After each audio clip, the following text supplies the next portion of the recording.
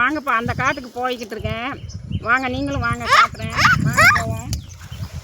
வாங்க. பாருங்கப்பா, உள்ள கால் வைக்க முடியலப்பா. ரொம்ப புதரா பார்த்தீங்களாப்பா, பயணம் வர முடியல. ரொம்ப புதரா இருக்கு. தெரியல எப்படி மருந்து அடிக்குமா வேண்டாமான்னு பல குழப்பத்தில் இருக்கேன்ப்பா.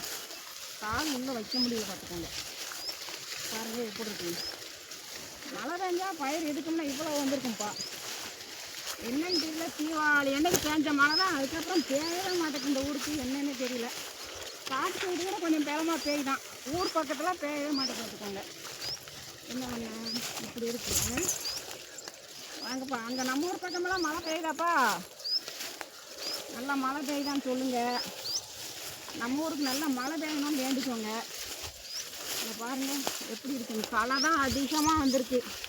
பயிர்களை பூரா முயல் தோண்டி தோண்டி தோண்டி எடுத்துருச்சு. பார்த்துக்கோங்க, முயல் தோண்டி கலக்கமாக தான் இருக்குது பயிர்.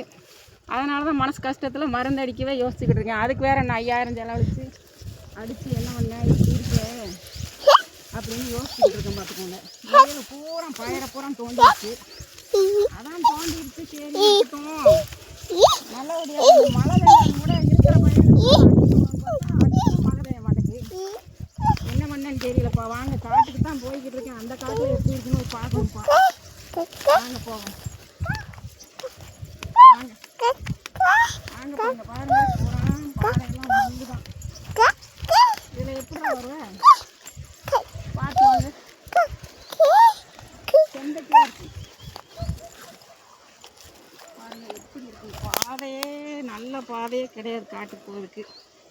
தள்ளி விலை வாங்க.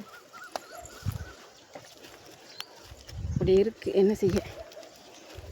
போனால் பாதையில் தான் வேடிக்கருவி வளர்த்துருக்கு, அதை வளர்த்துருக்கு. ஏதோ முள்ள போட்டு இப்படி இப்படி போகக்கூடாது. ஜனங்கள் இப்படி இருக்காங்க. என்னத்தை கேட்ட அங்கிட்டு போய்கிட்டு முள்ள எடுத்துருவோம்.